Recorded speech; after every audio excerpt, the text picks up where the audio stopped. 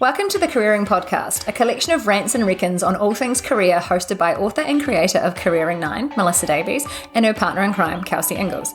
If you're brave enough, take a seat, settle in and listen as we tackle difficult career and workplace issues.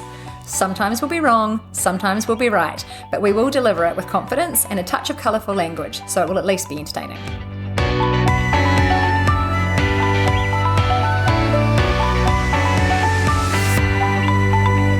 Welcome back to the Careering Podcast. Thank you for coming back. It's me, Melissa Davies, and I'm here with Kelsey Ingalls. Aloha, Kelsey. Kia ora, kia ora. How are you? Oh, that was fucking exciting, wasn't it? Wasn't it? Came on with a lot of energy. Bringing it today. Bringing it on. What's led to that? I don't know. Sunshine, spring weather, summer weather, yeah. Yeah, it's that time of the year. It's a bit joyous, a bit chaotic, I don't know. I'm just feeling chaotic at the moment. I guess that leads me to my theme of the week, which is everyone just needs to calm the fuck down. Have you been to a mall car park recently? Oh my God, I don't understand why we get to December and people are like, fucking everything needs to be mental and everyone's a problem and oh my fucking God and I need to do all of these things before Christmas. It is a couple of days off. Chill the fuck out. And also, you knew it was coming, team. Yeah, it comes every year at the same time.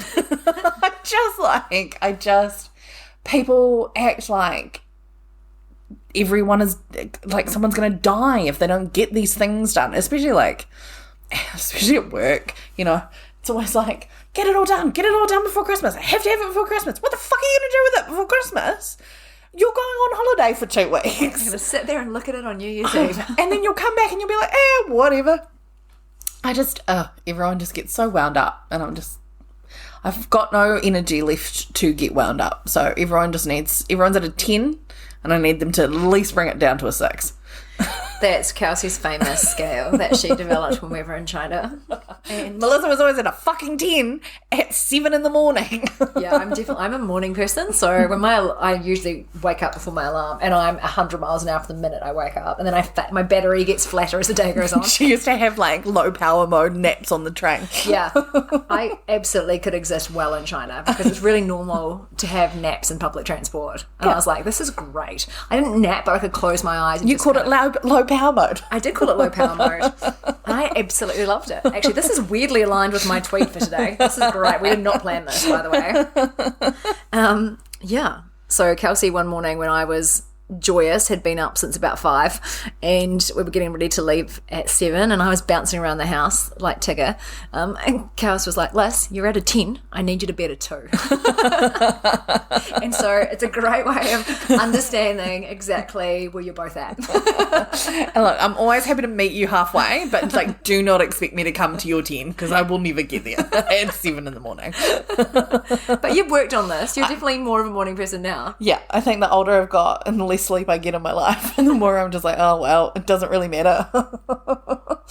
But I suppose in China it was all just a bit intense anyway, and all I wanted was my Starbucks fix for the morning so I could function, especially when we were going into 3 hours of lectures with 70 children and a translator and we were the responsible adults. Times. So what is your theme of the week? My theme of the week is a bit about FOMO, and I'm not usually someone who gets a lot of FOMO, the fear of missing out. No, you're usually the one that's off doing like, fuck yeah, I'm going to go do that thing. Yeah. Well, I just up on my own. I'm really happy. And in the last few months, due to health reasons, I haven't been able to do a few things that I love. And my lovely friends are still doing those things. So I've had to hide their stories on socials so I don't get jealous because I'm like, I don't like this. And what it's reminded me though, and I'm really grateful that I had lived this way anyway, is that I actually prioritize that stuff. And I think this time of year when you're coming into the Christmas chaos, getting FOMO, because you could be hanging out with your friends on a Sunday afternoon at a barbecue, or you could be rushing about panic to get a piece of work done, or organising kids' Christmas presents or whatever.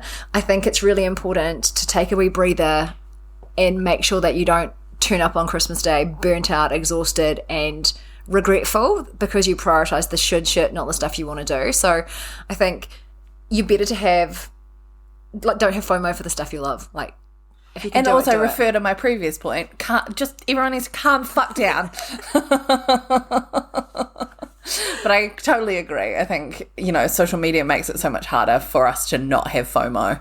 Like, especially if it's a beautiful day and you've prioritized something else, it makes it a bit harder to sort of ignore it all. So I like that you've just muted it and gone, fuck it, I'm just not going to look at it. I'm going to curate my social feed so I don't get FOMO. Yeah, because I absolutely would rather be hiking in the mountains today than working in my garden, even though I love that too. Yeah. If I had a choice.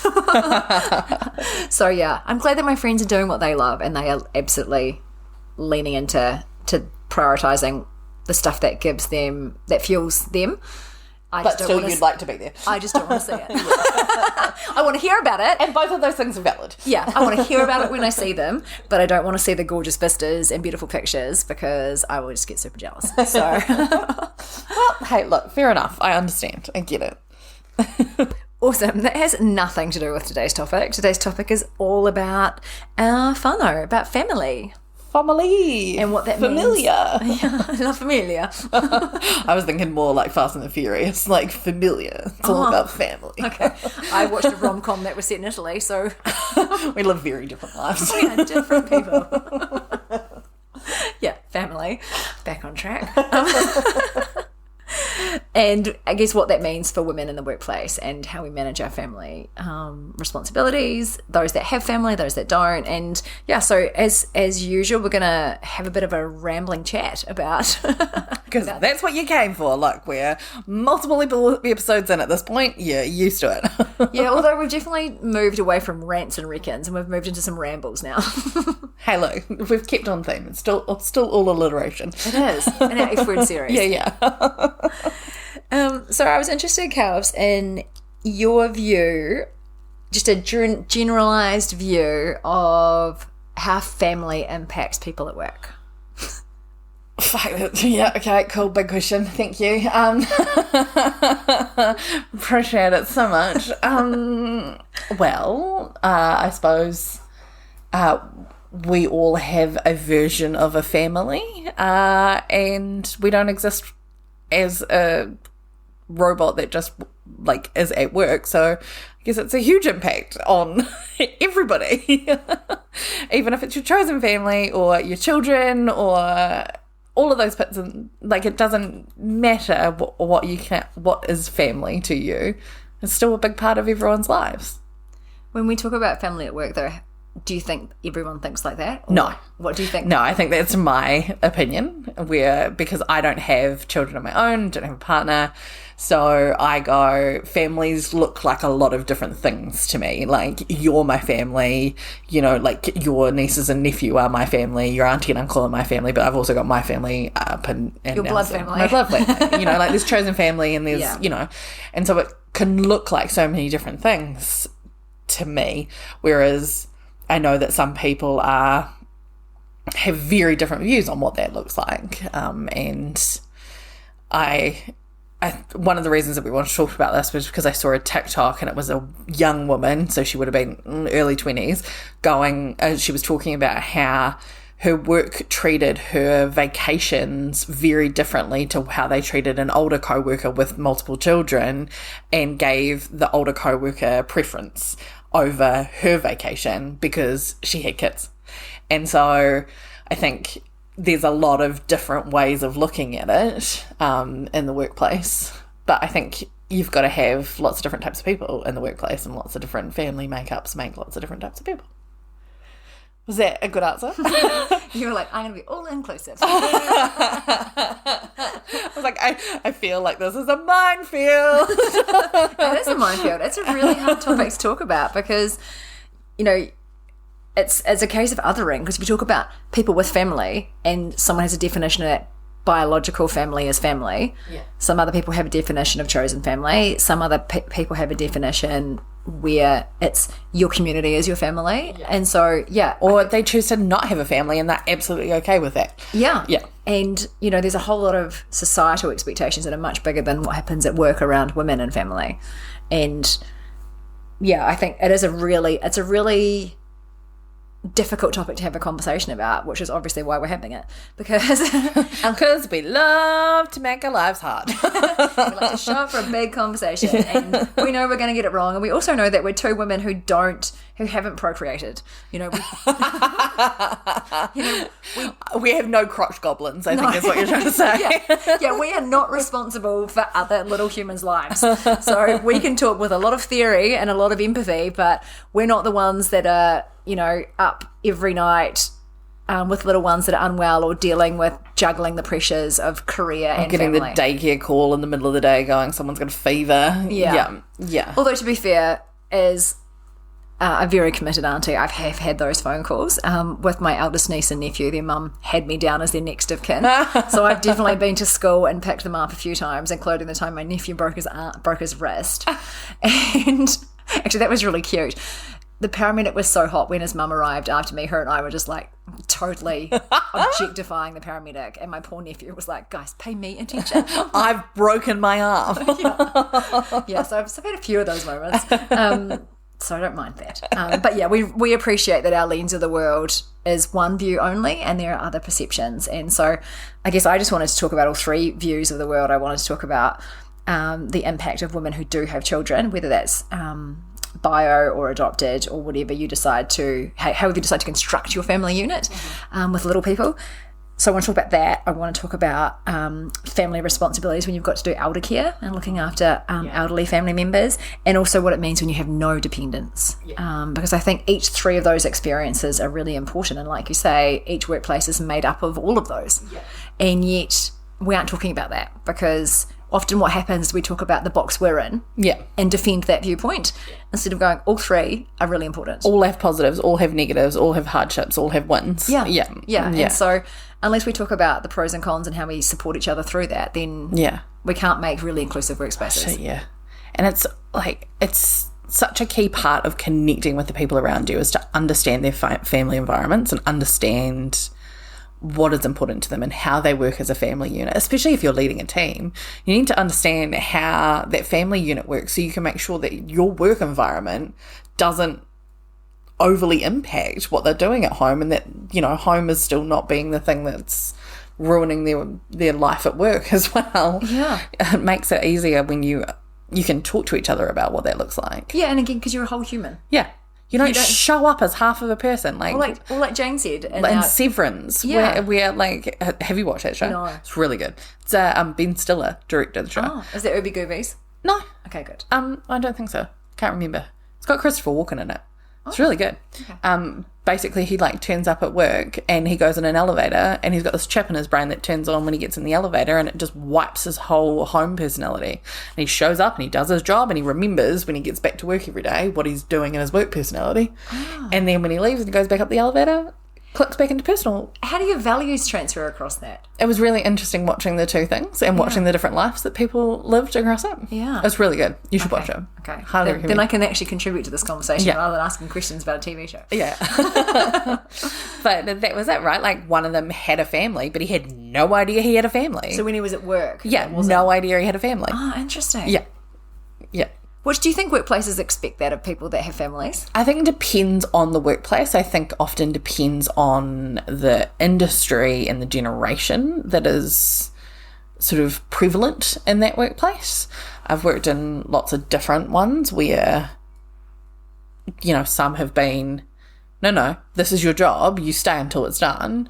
And then some that are like, well, no, you've got a family and you have to go and pick your kids up from school, so you do you and we'll work around what that looks like. Rather than this stupid fucking Henry T. Ford 9-to-5 workday. I'm such a conscientious objector to a 9-to-5 workday. I always have been. And I just also think it's crazy that school hours don't align with our work days. We've just set up all these really weird, rigid systems that don't actually support humans being at their best. Like, it's really weird. And it doesn't lend itself to the most productivity. No. Like, I work with a lot of creatives. You can't tell me that creatives are only creative between 9 and 5 o'clock in the day. Like, there are some that get up at 5 and need to work at 5 because they wake up and they're ready to go. For it was some that only get creative at 10 o'clock at night. And you can't you can't put people in those boxes like that. Anyway, this isn't a conversation about capitalism and But it could be. any opportunity we've got, any opportunity. Changing patriarchal work systems. But I think one of the key things there was women coming, like a bigger movement of women in the workplace with children really screwed that. Yeah. Really screwed the whole setup of the 9 to 5. The man goes to work, comes home at 5, dinner's on the table. Suddenly women are in the workforce with children and they don't want to cook dinner. And they're as tired as you are. Yep. And the whole entire thing has kind of been blowing up and showing how shit it is. Yeah. I think COVID's been great for changing a lot of that. I think it's accelerated a lot of change around some workplace structures. Yeah. And other workplaces, they've just gone back to their old default, which is disappointing. It's so fascinating looking at some of the American, like some of the stuff coming out on American TikTok, where workplaces are forcing their teams to go back into work 24/7, and have to be there. And it's the big tech companies that said they were flexible and people first, and yet their behaviour has been the opposite of that. Yeah. And I understand that it's really fucking hard to keep culture rocking when you're all working remotely, but there are so many different options. It doesn't have to be 5 days a week in the office between 9 and 5 to keep a culture rocking. It's my worst nightmare. Shut up. You're told where to be. Yeah. And do the same thing every day with the same people. Oh, yeah. I would not function. I'd be like a house plant stuck in a cupboard. I would just wilt and die. But then there are some people that are absolutely happy to work like that. Or, like some parents prefer to be 9 till 3 and just work those hours. Like there's just so many different options, right? And that's the trick, right? It's making sure that your workplace accommodates the people that you want to engage to work with you and for you in a way that they can actually deliver productivity. I think what's really interesting though is you made the point about the 60s and 70s where women were expected to have dinner on the table, right? And that just talks to the level of unpaid labour that women do that is still really female dominated. And the Ministry of Women here in Aotearoa talked about how in order to achieve equality in paid work, women also need to achieve equality in unpaid work. Mm-hmm. And McKinsey did some research in 2015 and they said overall globally 75% of unpaid care is undertaken by women. That's caregiving, family management, running a household, family businesses, community engagement, fundraising for school activities, etc., etc. 75% of that is undertaken by women. So unless that's addressed, then we've had a previous episode where we talk about the gender pay gap.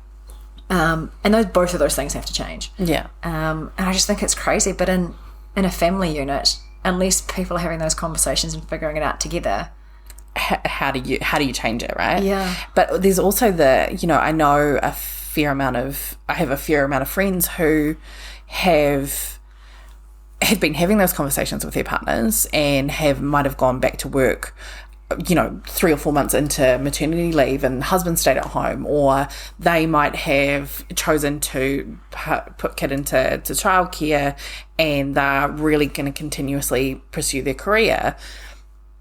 The guilt that they have felt around it and watching them go through it and having the conversations with them about this guilt that no one ever talks to them about, that they're not doing the traditional mum stays at home, mum's looking after a kid, they talk about missing milestones and all of these things that is very unlikely that you would hear a father talk about.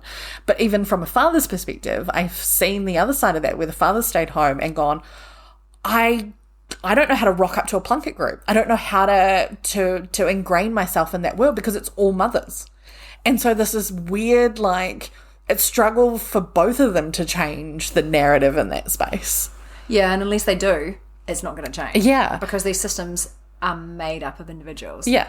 And so unless those choices... I think the key thing there is they're made up. They're made up. Yeah, they're made up. These expectations, the way of working, the way of being. Yeah. Who should do that? But it's all the microaggressions that they've worked through of, oh, aren't you such a good dad? Oh my God. The woman at the Plunkett groups talking them up going, this is amazing.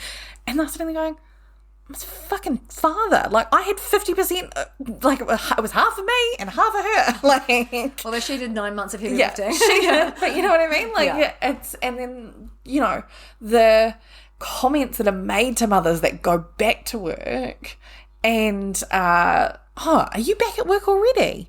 Oh, Yeah. what are you doing with the kid? Like, that real, like, That was- what are you doing with the kid? It's like, what about the whole family unit? Yeah, I had a friend in Australia that was like that, in quite a senior role, and took 6 weeks mat leave because she loves her work. Yeah. And she loves her child. And It's not one or the other. she had a really tough time because she felt this real pressure that she had gone back to work too soon. Not because she felt like she'd gone back to work too soon. Everyone else around her. Yeah, it was really hard. Yeah. And I think from a workplace perspective, that's why we have to offer paid mat leave. Like, we have to make sure that people feel supported to make that choice. Because for some people, 6 weeks is enough. For some people, 2 weeks is enough. For some people, 2 years is not long enough. Yeah. And unless we support people to have the freedom to make those choices, then we're forcing women into a patriarchal work environment. Yeah. And it's so frustrating. Like, there's a whole bunch of evidence that says you are really penalised in your career progression if you take 2 years out. Oh, yeah. It's like financially, you can end up 20 grand behind a male colleague within, 5 years? Yeah. Something ridiculous. But even just missed career progression Yeah. and networking, they also said too, like the intangible stuff where because you're not active in that work environment, people aren't thinking of you for other opportunities as well. And so it's just crazy. But we should, manage that better, so allow people on mat leave to be engaged and contribute the way they want to when they're ready, and make sure those opportunities still exist for the right talent, not just for the most vocal or visible dude Or in the the office. person that's there. Yeah. Yeah. I think what was interesting, just picking up too, though, around what you're saying about, when you've got a household unit, whether it's, the two mums, the two dads, the mum and dad, whatever. Single parent, whatever. Yeah. Grandma's looking after There's being still, primary.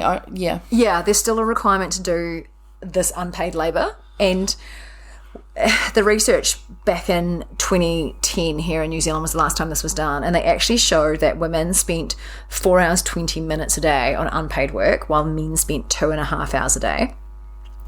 But the time spent in paid work is the same. Yeah. So there's 49 hours a week of paid work, yet women are spending nearly double the amount of time on unpaid work than their male counterparts. And so part of me goes, look, I've also got some friends who have beautiful children, but they are obsessed with having vacuumed carpets and everything spotless. And I'm going, look, if you choose to be a clean freak, that's on you. Yeah.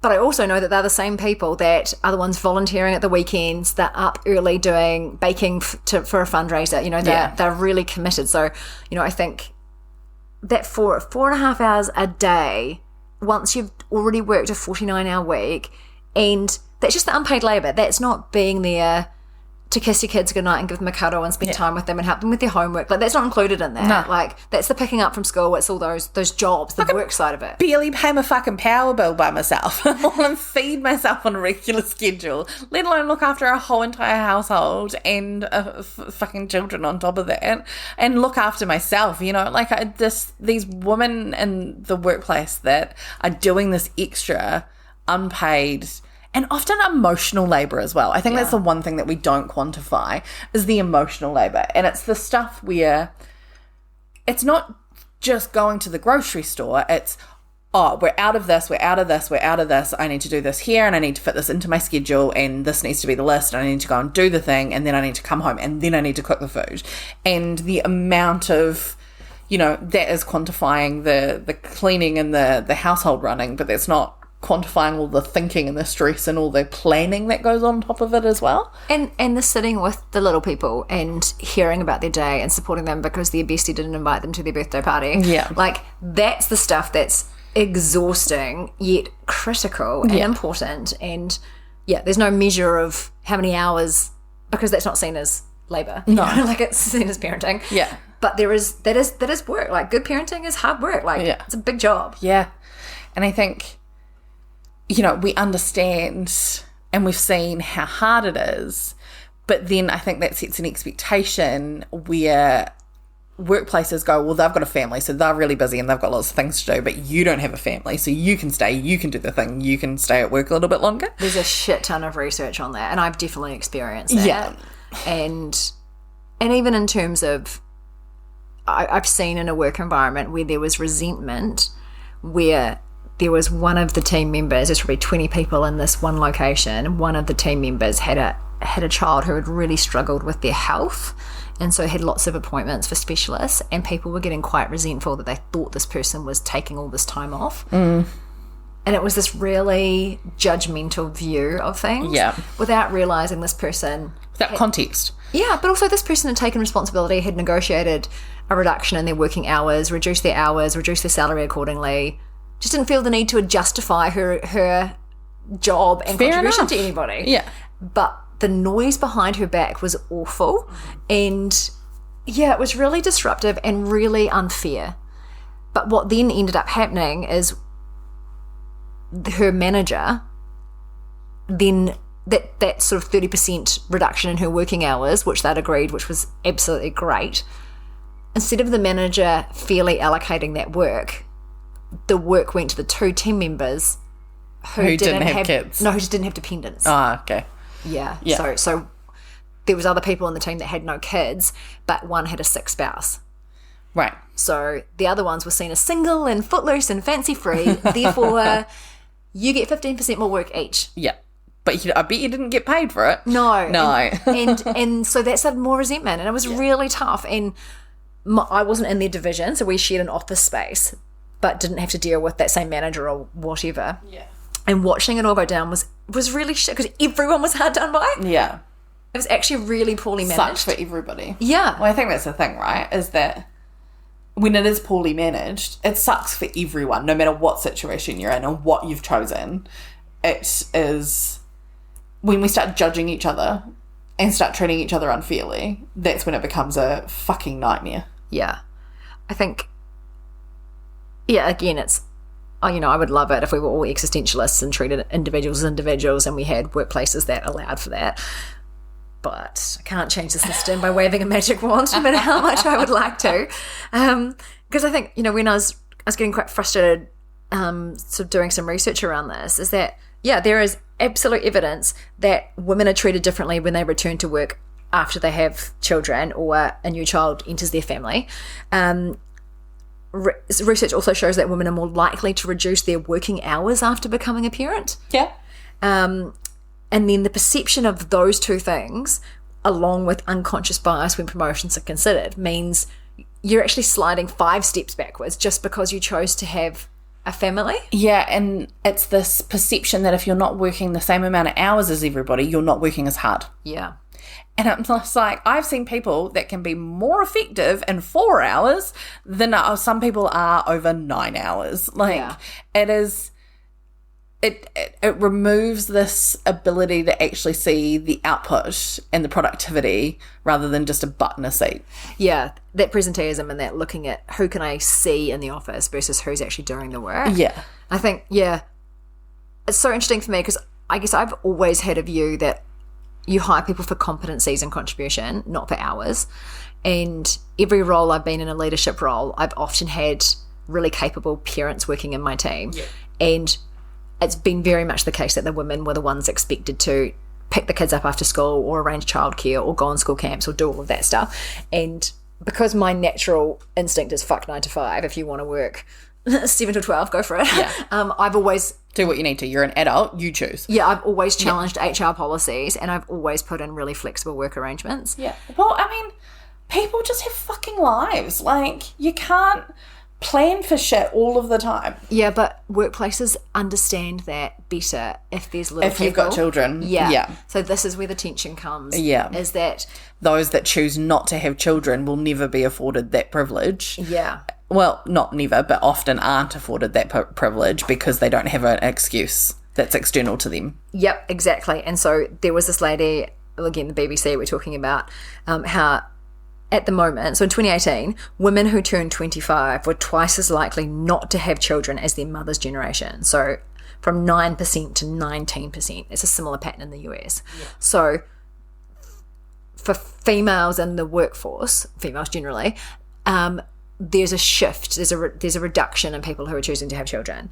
And the BBC article talks about this moral lens, like non-parents can often be treated as if their hobbies, relationships and responsibilities are trivial compared to being a parent. Yeah. And so companies lean harder on them. Yeah. And they get excluded from family picnic days. They get asked to work the late shift. They get asked to come in on the weekend. And the implicit bias is that child-related reasons for being unavailable are more valid. Mm-hmm. So there's like a moral lens on that. Yeah. 100%. Yeah. And I think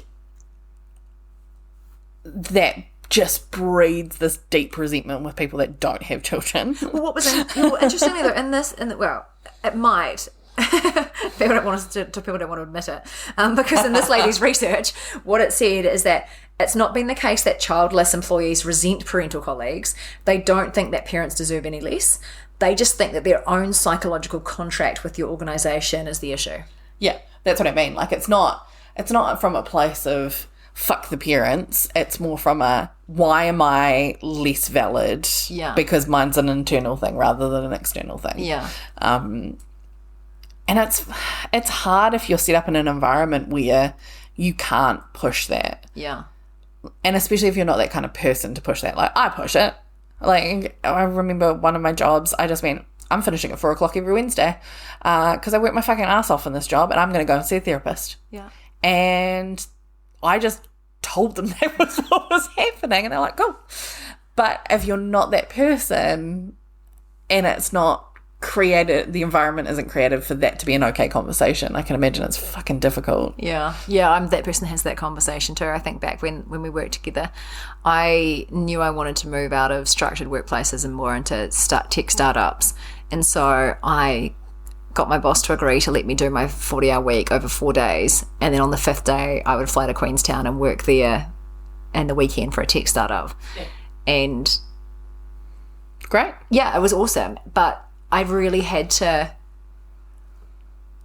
I didn't want to say the reason why. Yeah. Because I knew there'd be 2 things that would factor in. One, they'd see it as she's lining up her next job. Yeah. And that I'd be fatigued. Yeah.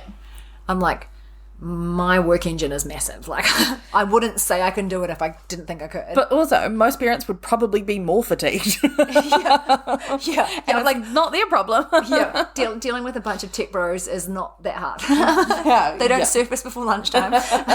And they're happy if you give them pizza. Little humans are a lot more work. Yeah, and so it was a really interesting conversation to have because I had to really structure my argument before I had that meeting to really put it to them. Yeah. And it was after I'd lost my dad, and so I had to be in the South Island for personal reasons as well. Mm. And that became the focus of the justification because I knew that would be pull the heartstrings. And more palatable. Yeah. Not, can I just work... morally palatable. Yeah. Rather than, can I work more? Yeah, because I'm a business geek. And this is fun for me. And so I think there is this lens around, whereas, if I've been really actively involved with all 7 of my nieces and nephews, and at times they have stayed with me for extended periods of time, and... You know, if I've had to cancel a client meeting, I would feel more comfortable saying, I'm really sorry, I've got a family commitment, than I'm really sorry, I want to go to the beach today. Yeah. Yeah. Even if you were going to the beach with the kids. Yeah. Yeah.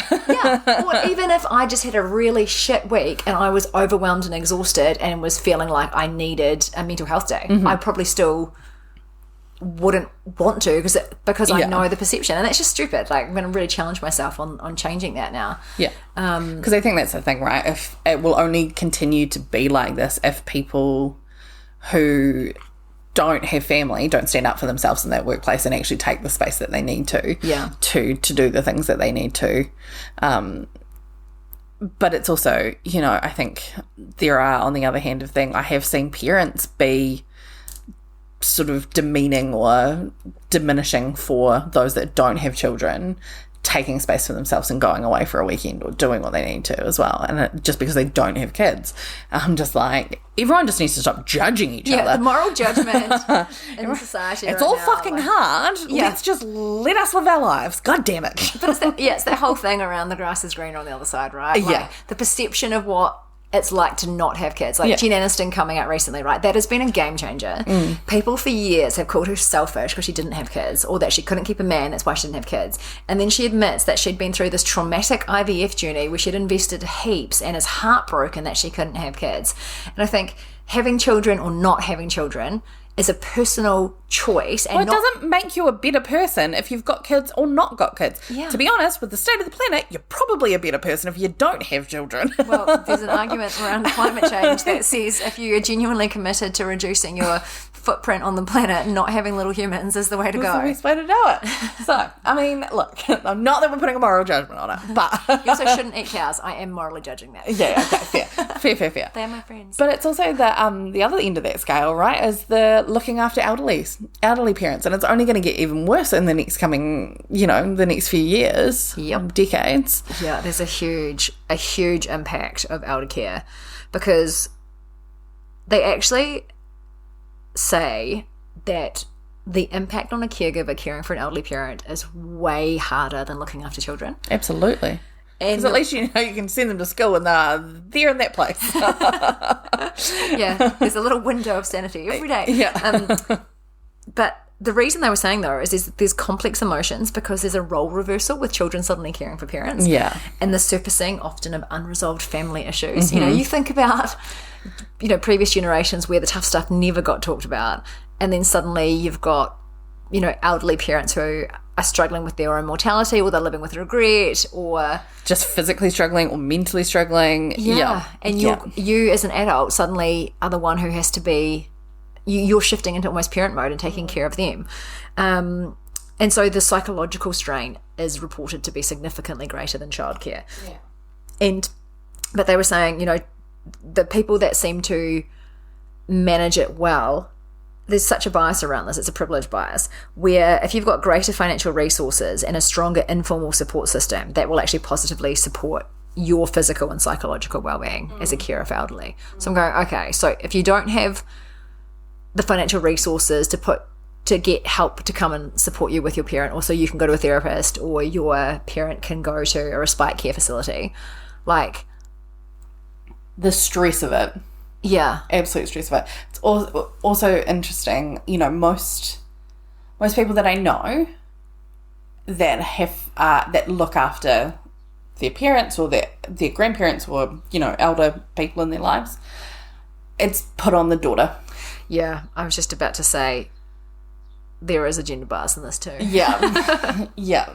And just watching these people in my life go through it, and watching them as the daughter having to deal with the horrific shit without the support of other siblings or other people in their life is fucking awful. Yeah. Awful. I remember my nana telling me that when she had my dad, then my auntie, then my uncle, and someone said to her, it's great that you've had a daughter, because as you age, your daughter is the one that cares for you. There was just like this perception that that's what would happen, that women are the caregivers. I don't know about you, but I've met some women in my life where I'm like, I don't think they should be caregivers. I'm probably one of them. I've seen you with my little nieces and nephews. You're great with them. You teach them how to do, hit a lemon. Who needs baseballs when you got lemons? Naughty Auntie Kelsey. Yeah. But yeah, I think, these are all sweeping generalizations, and we know individual circumstances are challenging. These are just, samples of research that really talk to perpetuating these stereotypes where, whether it is caring for parents, grandparents, or children, women are the ones that do it and are bearing the brunt of it. It has a direct impact on their work, life, and well-being in the short term and in the long term. Yeah. And if we can support each other no matter which box we're sitting in among all of those three scenarios, then we can actually change things. And we can, if we're supporting each other in all of those situations, and we understanding each other, especially as women, and lifting each other up, it creates better work environments for all of us, right? Like, it's not, you can't, like you said, you can't just show up and you're suddenly not a mother. Yeah. Like, that's not how life works. Yeah. And so we have to, especially as women, and especially as we come up through organisations and we earn positions of power, or, you know, we come in underneath and we're working for people that are mothers, we have to support them and understand them and actually respect that everyone makes their own life choices, everyone has their own life journey that they're going on, but it makes it a fuck ton easier if we're all goddamn nice to each other. Yeah. and creating structures and systems that enable that. Yeah. I think so when I first left school, I wanted to join the Air Force, and there was a time delay from when the entrance exams were. So I got a job as a nanny, and I ended up working for 5 different families, mainly looking after 2-year-olds. So I love little humans. So my favourites are the naughty 2-year-olds. Like, I mean, I like the good kids too, but the naughty ones I really like.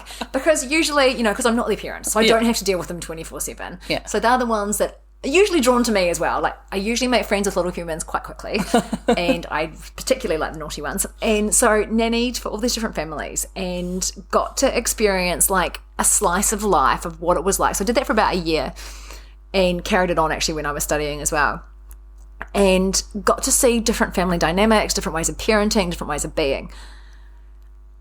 And it was amazing how I was really lucky because all the kids I looked after were on rural properties. And so there was this really kind of involved community, family were extended family were accessible, etc.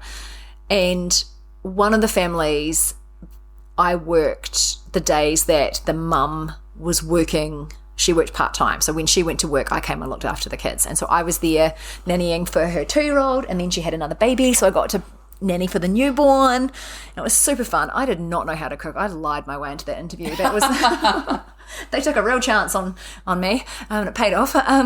But what it showed me is how fucking exhausting it was. Yeah. So looking after a 2-year-old and a 6-month-old, like over that chapter, looking after those kids was really hard work. And what I noticed for the first time, having done that as my job for the day, and then I got to go home, she had worked a full job in a workplace. And then had to come home. Yeah, and because they were on a farm, and anyone that's ever worked in farming knows that, oh my God, farming is 24/7, 365. Like, it is the most demanding work you can do. And so it wasn't like that was her only other job. You know, then she was out on the farm helping. And you know, it really showed me again that, you know, so for her, she was like, I love going to my work because I have different conversations, I have adult conversations. Yeah. But her work day wasn't done. No. And then other families I worked for, one of the mums, her husband and her had agreed that she would be at home because they had twins. Yeah. So 2-year-old twin boys, which was so chaotic and so much fun. And they hired me to work 1 day a week so she could just have a day to herself. Love it. Yeah, it was awesome. Amazing. And this was out in the sticks, and so she would often come to the town for the day, have lunch with her sister, spend time with her mum, all those things where she got to be an adult. Yeah. And not have to be in mum mode. And I loved working for them, and often the kids would have these naps, like these 3-hour naps, and I'd be like, what am I going to do? Like, I'm at this person's house looking after the kids, and the kids are asleep for 3 hours.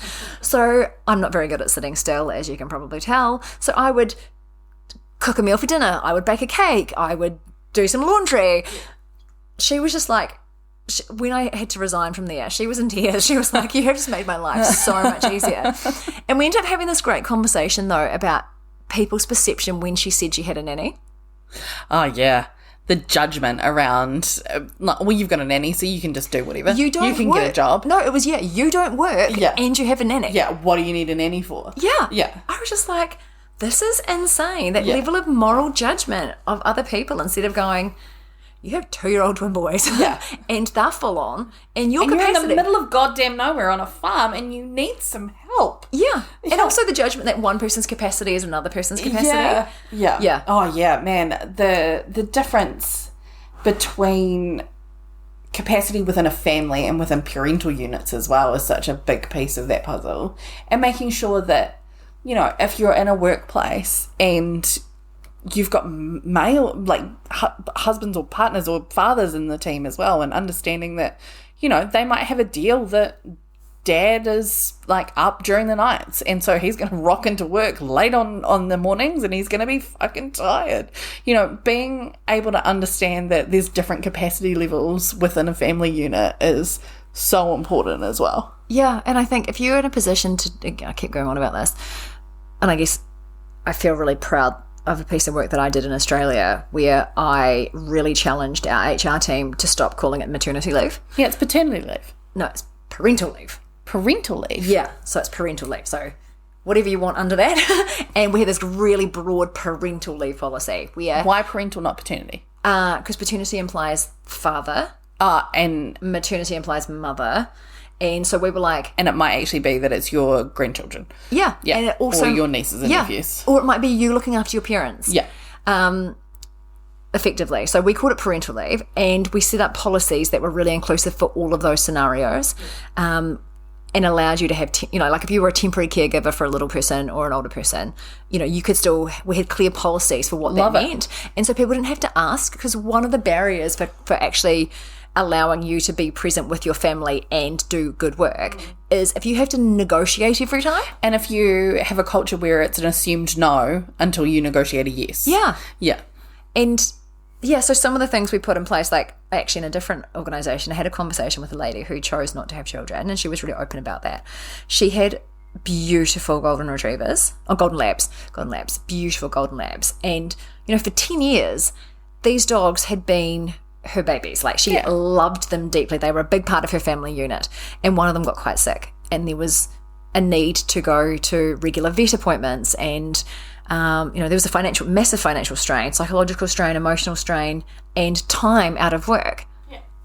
She was in HR. We had a good chat about it. They put in a policy where you could actually take, I think it was like a broad term like family leave, and family included pets, loved ones. Yeah, and I was like, for so many people, their little four-legged friends are their family. Or are their children? Yeah. And so, again, if workplaces are specific around that, and I think, I talked in one of our earlier, I think it was our first episode, I talked about Linktree having a miscarriage policy, and I think all of those things in any organisation, really go and look at your HR policies. And if they are based on these antiquated industrial era 9-to-5 work days where it reinforces a stereotype that you have to be fully present in a work environment. Did I say president then? I think so. Yeah. That's all right. I get it. You don't have to be the president to make the change. But you can be present. You can be present. And so if you create policies that are all-inclusive, then you enable different individuals to feel seen and validated, and it removes some of this tension where people feel like, well, they're getting special treatment and I'm not. Yeah. And just because it's always been that way, it doesn't mean it has to be that way, moving forward. Yeah. And I think this day and age, especially after COVID, fucking throw the rule book up in the air and make it work for your organisation. It doesn't have to be, this is how work works. Yeah. It can be, how do you need to work as an organisation? Yeah, totally. And being okay to ask for that stuff as well is really important. Yeah. And I think one of the other hot tips that I think came from the BBC was remove the pressure on staff to justify their need for time off. Yeah. Like, again, I know a couple that have chosen not to have children, their passion is travel. And so they were like, well, I want to use my 4 weeks a year to travel. And then, when other things come up, they'll need a day off here and there. And they always feel bad having to ask for extra leave or extra time off. And they were like, oh, actually, if I had little kids, I would probably feel more comfortable saying, hey, I've just got to finish at 3 today because I've got to take the kids to get the optometrist. Yeah. Got school holidays on, Yeah. And so if you can have a culture where people don't need to justify why they need time off, then that removes any biases as well. Yeah. And, the key takeout is, good managers don't overwork their staff regardless of their family circumstances. Yeah. Yeah. So 100% it's every way that you choose to live your life in that respect is valid, and workplaces should just respect it. Yeah. Yeah. Is that your wrap up, Kels? That's my wrap up. Yeah. Yeah. No one's better than anybody. It's all fucking hard. Life is hard. Let's just be nice to each other. Yeah, my wrap up is what she said. All right, what's your tweet of the week? Well, weirdly, my tweet of the week is aligned with what you said at the start around me and low power mode in China, which we did not. This is serendipitous. This is by one of my favourite dudes on Twitter. His name is James Breakwell, Exploding Unicorn, and he often tweets about his wife and 3 daughters. It's really funny. And so this tweet, he says, 6-year-old crouches down and closes her eyes. Me, what are you doing? 6-year-old, powering up. Me, uh-oh. Oh, I love it. She's like Super Saiyan on Dragon Ball Z. I love it. That's awesome. What's your TikTok, Kels? Well, mine is also a bit serendipitous because mine is about ROMO, which is the opposite of FOMO. So I think we worked this well. It's kind of a bit weird. So this is from, GSTA ad guy. That guy. Do not have FOMO, have ROMO instead. The relief of missing out. If I personally hear of a dinner party that I was not invited to, I feel nothing other than relief. How could one possibly fear missing out on a terrible party with terrible company? Stay home, have a glass of chocolat chaud, some biscuits by the fire, and feel ROMO, never FOMO. Question for you, millennial. Who do you know has dinner parties that often now, though? Actually, no one. Yeah, I was thinking that the other day. Like, I don't know many people with a dinner table. Like, if you're gonna have dinner together, you usually go out. Yeah. You don't often have dinner parties, or if you do, you have like a barbecue and it's like a potluck. Yeah. Is that because we live in an urban environment? Do you think, or it's just a social? Has that just shifted? I don't know. Is it just a New Zealand thing? Yeah, I don't know. In Sydney, I would say the decade I was over in Australia, we would eat out. We socialise out more, mainly because you were travelling to a work location, and then you would catch up nearer your work location. Yeah, and then but also, like, after a fucking massive work week, the last thing I want to do is cook for a bunch of people, let alone myself. Like, yay, Uber Eats. Yeah, exactly. So, I don't know. Anyway, how did we get here? What are we talking about? We are thanking our listeners for listening in again. Thank you so much for listening in. And we do release these regularly wherever you get your podcasts. Remember to subscribe, rate and like us on all the channels. We do love your feedback, questions, stories, comments and topic ideas. So please do send them our way. And until next time, get out there, back yourself and do family your way.